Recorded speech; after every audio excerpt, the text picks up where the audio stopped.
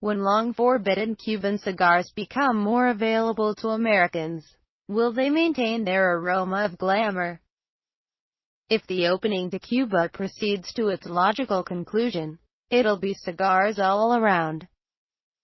The island's iconic product, forbidden as imports to the U.S. since 1962 by the economic embargo, long ago moved from sorely missed to the realm of nearly fetishistic obsession. After half a century, the hand-rolled house of Habano Puros now appeared to contain all that was just out of reach to Americans, as well as the flavor distinct to the soil of Pinar del Rio, the southwestern province where the world's most famous tobacco leaves are grown. The 100 million Cuban cigars sold worldwide count as one of the nation's leading exports, up there with nickel and cane sugar, a crucial source of hard currency for a government that never figured out the economy. It's not just the distinctive taste.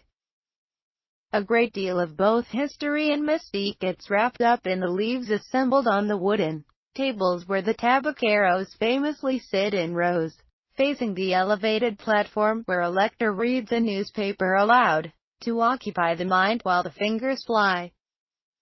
A tour of the Partagas factory remains one of the tourist mainstays of Havana state property since its building, farms and brands were appropriated, along with every other private concern, by a revolutionary government that over time actually managed to enhance the brand. Fidel Castro's cigar was as much a part of his image as his fatigues, and far less egalitarian. The cigar was a Cohiba, a brand created specially for the upper echelons of the communist elite. Che Guevara loved them too, before being marketed as a global label in 1982, 3 years before Fidel quit smoking. The contradiction, elite taste versus leveling ideology, never seemed to bother anyone. Such was the power of a tradition that goes to the heart of Cuba's appeal as a culture. The modern hotel where U.S. diplomats first openly met Cuban officials to discuss renewing relations was pleasant enough, but you only knew were in Cuba within the dark wooden walls of its tobacco shop.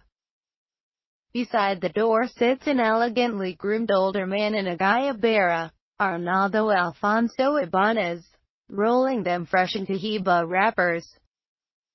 He may have to pick up the pace. Under the new regulations, published by the Obama administration, U.S. citizens can bring back up to $100 of tobacco, or alcohol, products. Should Congress vote to lift the embargo outright, Habanos, a 50-50 partnership of the Cuban state and a British firm, estimates that its sales would jump 70%. And what would be lost? A certain cachet. Some memories. I learned to smoke on Cubans. 2 boxes I carried back to Washington from a visit to Havana in the late 1990s.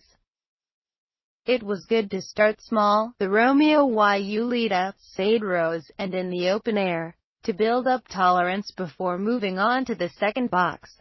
Cohiba, Lanceros, so obviously counterfeit that the customs agent at the Dallas airport, we just had a class on cigars, handed them back to me, shaking his head. By the time I moved abroad, Havanas were about all you could buy in the duty-free humidors of the airports. A foreign correspondent knows better than his own bed. I once expensed a box of Bolivar Gigantes after handing them out to help battle the stench on a Ugandan hilltop that produced not 1 but 2 mass graves. The accounting department put it through. They also made great gifts, though it was a mistake not to tell a friend about the handful I'd tucked into his knapsack before driving him to the airport for his flight back to Los Angeles. A customs agent found them first and cut them up there in front of me, he reported later, not happy.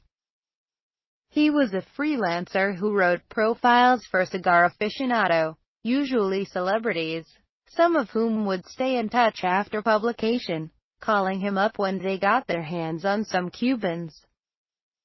"The people who want them are getting them," says Bill Sherman, grandson of the New York tobacconist who took in the owner of Partagas after he was driven out of Cuba. Nat Sherman's townhouse sells its own brand, but a cabinet of 400 pre-embargo Partagas has pride of place in the members' vault on 42nd Street, in Manhattan, perhaps the largest stock in the U.S. of pre-revolutionary cigars, a level of exclusivity that approaches either the effervescent or the ridiculous, depending. But there's a reason for its following. What makes a Bordeaux from Bordeaux special? Sherman asks. You can't take a Bordeaux seed and plant it in Napa Valley and get the same wine. It's the soil, the sun, the climate. Still, over the years, California has managed some superior varietals of its own, as drinkers grew more sophisticated and learned to trust their own tastes. Something like that may happen if Cubans hit the States. I gotta tell you, as a retailer, I'm ecstatic.